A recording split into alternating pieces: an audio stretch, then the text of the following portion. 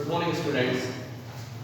Class 10 mathematics में हम लोग chapter third pair of linear equation in two variables पढ़ रहे हैं। आप लोग क्लास 9 से पास आउट होकर के क्लास 10th में आए हैं। आपने क्लास 9th में सिर्फ linear equation in two variables पढ़ा। अब यहाँ पर pair of linear equation in two variable हो गया है। दोनों चीज़ों में यदि देखा जाए तो सिर्फ नाम का नहीं बल्कि बहुत ज़्यादा डिफरेंस है ना। ऐसा नहीं है कि सिर्फ पेयर ऑफ लीनियर इक्वेशन हो गया तो सिर्फ नाम चेंज हुआ है।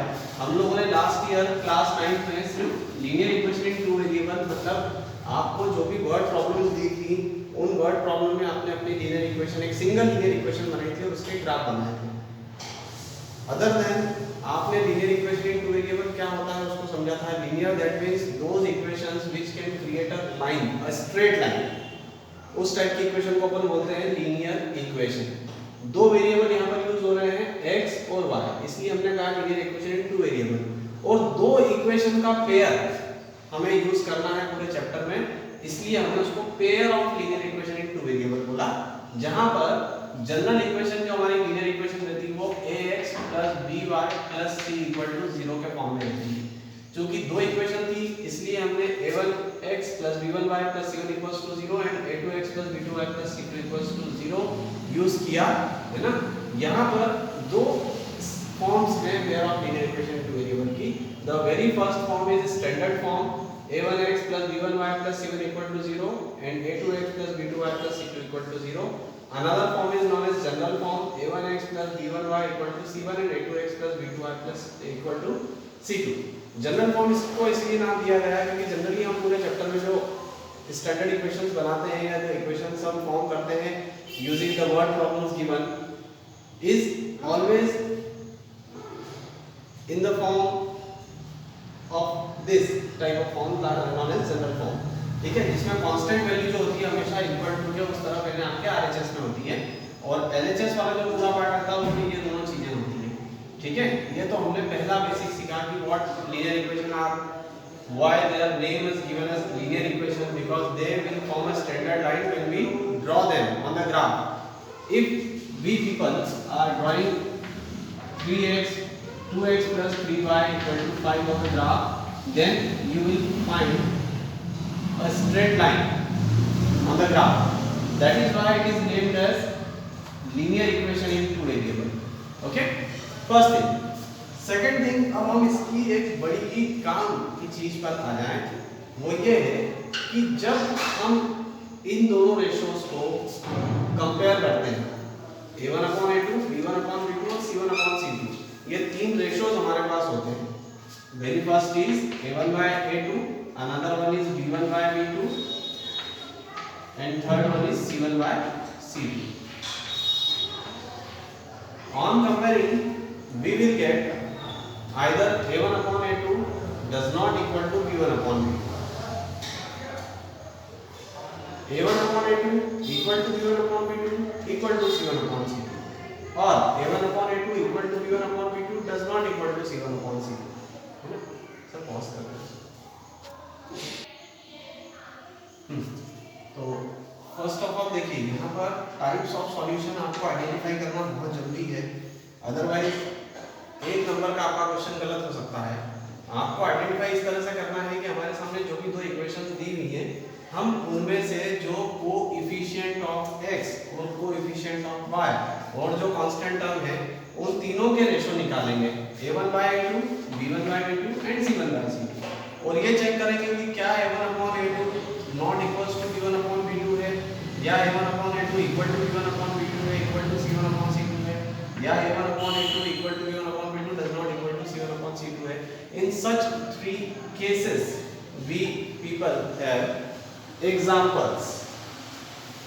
सी द एग्जांपल 2/4 that means 1/2, 3/-1।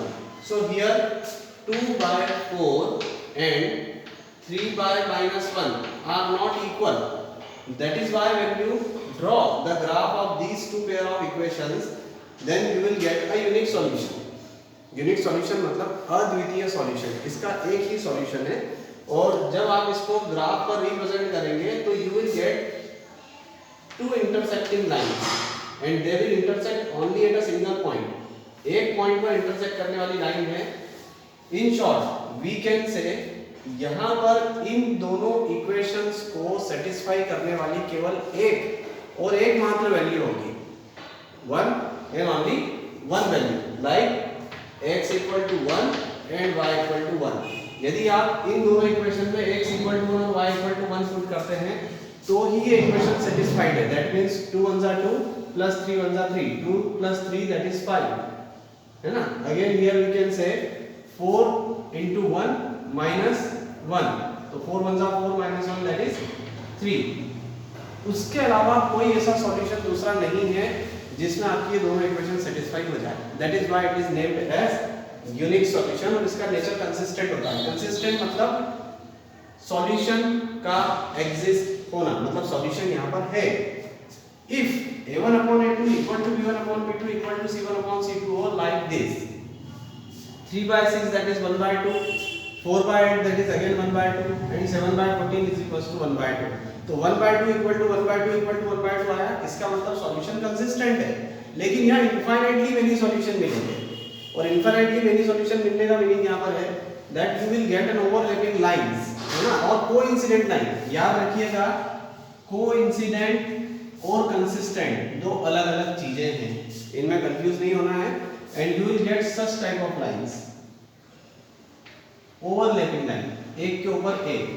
इनके यदि आप ग्राफ ड्रॉ करते हैं तो आपको एक के ऊपर एक दो लाइंस मिलेंगी। Third part is a1/a2 equal to b1/b2 does not equal to c1/c2। This part is inconsistent, मतलब यहाँ सॉल्यूशन नहीं बनता है। कब? जब ये लाइंस हमारी पैरेलल आ रही हो, जब इस टाइप का क्वेश्चन हमारे पास हो, that is 2/4, 2/4 that means 1/2, 1/2 again and 3/5। तो we can say 1/2 equal to 1/2 but does not equal to 3/5। That is why it is considered as inconsistent solution, यानी यहाँ सॉल्यूशन एग्जिस्ट नहीं है। इसको हम बोलेंगे नो सॉल्यूशन। और इसको जब हम ग्राफ पर ड्रॉ करेंगे then you will get a pair of parallel lines like this। Okay, parallel lines will never intersect each other। समझने वाली बात ये है कि यदि एक पॉइंट पर इंटरसेक्ट हो रही है तो हमने कह दिया यूनिक सॉल्यूशन है, मतलब एक ही सॉल्यूशन है। यदि इंटरसेक्ट नहीं कर रही है तो नो सॉल्यूशन है। और यदि बहुत सारे पॉइंट पर, यहाँ बहुत सारे पॉइंट्स हो जाएंगे, that is why it is named as infinitely many solution. आप लोग इसका स्क्रीनशॉट लेकर के और अपनी अपनी जो असाइनमेंट कॉपी है, जो आपकी होमवर्क कॉपी है, फेयर कॉपी है, उसमें आप इन नोट्स को अपडेट करना चालू कर दें, इन नोट्स को बनाना चालू कर दें।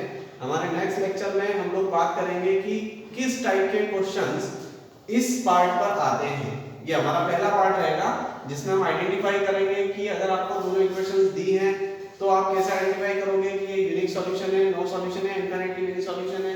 सेकंड पार्ट इसका होता है कि इसमें हम कोई सी वैल्यू अननोन कर देते हैं, दैट मींस k की value, find the value of k। ये भी एक नंबर पे क्वेश्चन आ सकता है जबकि आपको गिवन हो कि जो लाइंस के पेयर हैं वो यूनिक सॉल्यूशन पर बेस्ड हैं, इनफाइनाइटली पर बेस्ड हैं या नो सॉल्यूशन पर बेस्ड हैं।